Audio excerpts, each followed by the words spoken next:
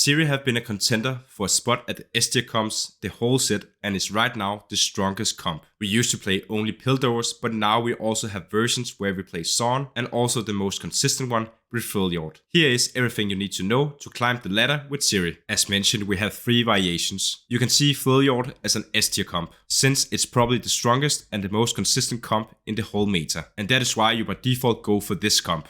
The other 2 comps have specific conditions, like with Piltovers you have to start the game with 3 Piltovers, and with Zaun you need to get the right mods, and you also have to get an emblem. But I will get back to both of those variations. Here you see the freljord variation, and that's the one that you're gonna play by default. You're gonna play 3 freljord units, Sejuani, Lissandra, and Ashe, and then you're gonna play 4 Zaun units, Zeri, Urgot, Echo, and Jinx. At level 8 we will add in a strong frontline unit, and in the best case we're adding something like Zaun. The strategy is to make time for Zeri, and by having freljord we do not have to use Last Whisper on Zeri, since the trait already gives us Sunder to reduce armor. This gives us the option to play 3 pure damage items on Zeri. Next thing to mention is the Zaun that gives us 2 mods that will always be a defensive one and an offensive one, and those will go on Urgot and Zeri. That could be Robotic Arm that gives us a chance to trigger an additional attack, and it could also be something like Chem Tank that makes Urgot explode when he dies. But I will go over which one is the best for Urgot and Zeri later in the video, and also which one we have to look out for when we're playing the 6 Zaun.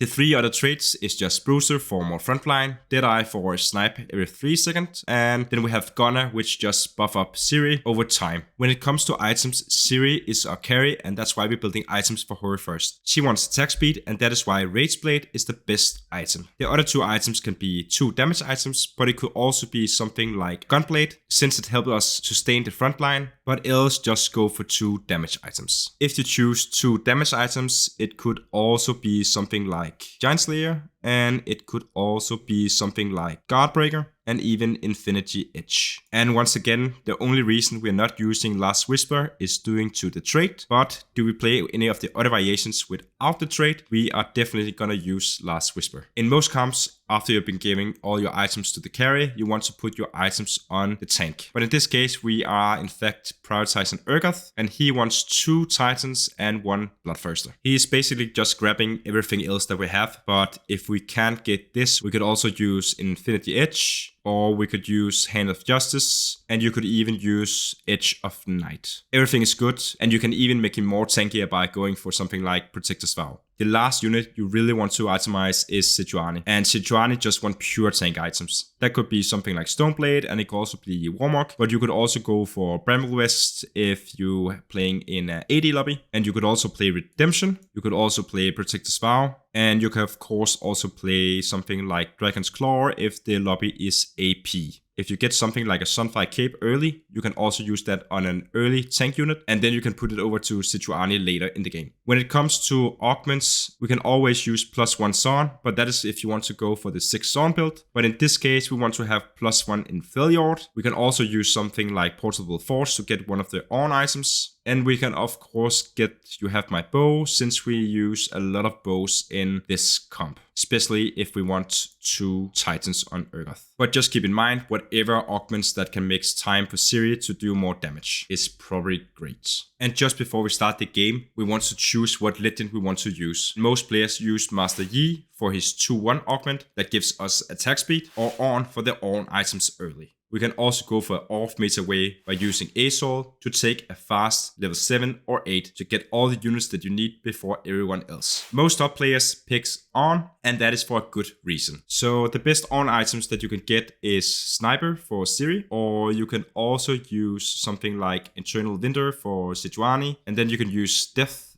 for Urgot. So other usable items are these, and the main thing is just that Sniper is super broken on Zeri, Eternal Winter is good on Sejuani. This is probably the second best item you can get, but you will always choose Eternal Winter over. Death is super broken on Urgot, but else the other items is just great items, and the leftovers you probably shouldn't pick. But this just shows there's a lot of variations that you can use. Gold Collector is probably only for having a strong or fast early game. And then there's Glass, which everyone used to use on a frontline unit, but since this soap made a guide and tell everyone you should use it on a backline unit, you're gonna pop it on Zeri.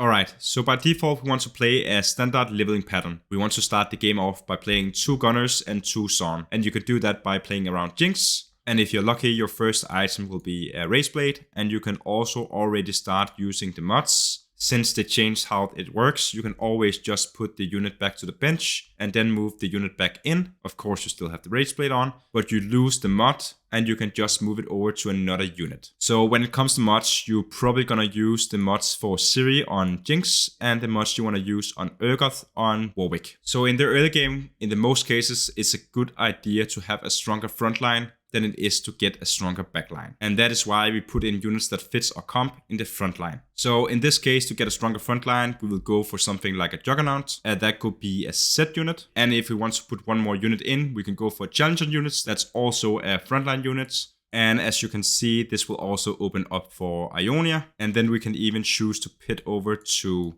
something like this, where we're playing Deadeye instead. But do you not get any of these openers, you can always just play anything else, as long as you pivot into the other comp at around 3-5. When we get to stage 3-5, we have to consider if we want to do a push to level 7 and do a roll down, or we want to wait to stage 4-1. Are we low on health or are we contested? It might gonna be a good idea. Are we also very much ahead? We can also consider doing the roll down to keep the win streak. Is nobody contesting us? And are we somewhere in the middle? We can just wait to stage 4-1. When we hit level 7, this is the board that we want to look for. We want at least 1-star Zeri and 1-star Urgot, and it's probably also a good idea to have at least a 1-star Sejuani. Zaun is probably not something that you're gonna hit. And again, are we contested? We want to roll a bit more to make sure that we are getting some of the units that we need, especially Zeri and Urgot. This is also the point where we get 2 mods. And for Zeri, it's probably the best one to have Robotic Arm, but else something like Bioware is great too. For the frontline, you can use most of them. Most of the frontline mods is great, but if we find something like Unstable Chem Tank, we want to have an eye for the 6 Zaun. So whenever you can, you want to go level 8 and play the full board. That means adding in Zaun,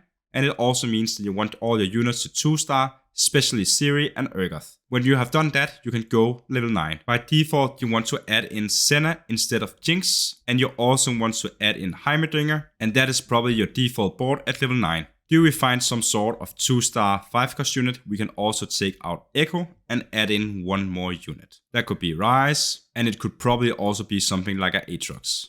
So before we move on to the next comp, I just want to give a few tips on how you're going to position your units. So you can see Urgot as a unit that will jump over the target. That means he will jump up here and then he will start attack the backline units. When it comes to Lissandra, you should probably put her next to someone who wants to get stunned. And Jarvan wants to stun everyone else. And that means if we put Lissandra here, we can stun him and delay his jump. When it comes to Zaun, he will always run down the furthest unit away. That means if we put him in the middle and the other units is standing like this, he will run to Lux. But let's say that Azir is the carry. We can put him over here and that will make him run all the way up there. And by the way, it was a mistake to put Lux here. So where we want to put our backline units, again, often people play Jarvan and he wants to jump in. We want to put Ashe a bit away from Zeri to make sure that she's not getting jumped. So you can put your units a bit like this instead. And also if the carry is Lux, for example, we don't want Lux to just one-shot Urgot early in the game, so you can either put him here instead, but you can also put him here and play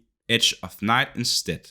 So the next variation you have to learn is the Piltover variation, and you basically only play this one if you have 3 Piltovers early in the game, and that means at the latest at 2-5. If you get this before the first PvP round, it's great and you kinda have to force it. So basically every time you lose, you will stack up T-Rex, and that means you want to do a massive lose streak. If you're scared that someone's gonna win over you, and if you're scared that someone else is gonna lose to you, you can by default put your units like this. This will make you trap Vi in and makes your board super squishy. This is only something that you do if you're scared of winning. If you do this every time, you're probably gonna lose way too much health. So after doing a long lose streak, you do that by going level 7 and roll down for this board. Win the round and cash out. After the update, the cash out is not selling the unit. You will simply just get a lot of orbs that could be gold, items or units. After winning the round and doing the cash out, you will simply just go back on a win streak, since you will get a massive spike from all the loot, get your gold back up and go level 8. Keep in mind that you're not playing the trait anymore, and that means you have to have a Last Whisper on Zeri. When you get to level 8, you want to put something like Zaun in, but you could also use something like Heimerdinger instead of Vi or Echo, and you could also use something like Senna to get 4 Gunners. Senna is probably better than Zaun,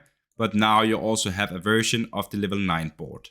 Augments could be Piltover to get an easy Piltover trait. You could also use Gunner to get 4 in the Gunner trait before finding Senna. And you could also use something like Tiny Titans to give yourself more health and make you able to lose streak for a longer time. So the last variation you have to know is the 6 Zaun Zeri comp. And you're basically just playing 6 Zauns. That means you have to get a Zaun emblem, and you also want the mod Unstable Chem Tank. And this is the mod that makes the unit explode when it dies. And Jarvan is great for that because he jumps into the backline and then he dies and everyone goes to low health. And then Zeri basically just clean up. So if you have the chance of getting 6 and you also have the mod, give him a Warmonk, put him in the front line and everyone in the back line. And that is basically a top 2 if they are not finding a 4 cost 3-star unit. Super broken. It's probably the best comp in the meta right now. But again, just same as before, give Urgoth items like this, Zeri items like this, no freljord, and that means we want a Last Whisper, always remember that. And just one last thing, when we are using a turret in the standard comp, we want to use the Magic Burn instead of the Shrink, and that is again because of the freljord.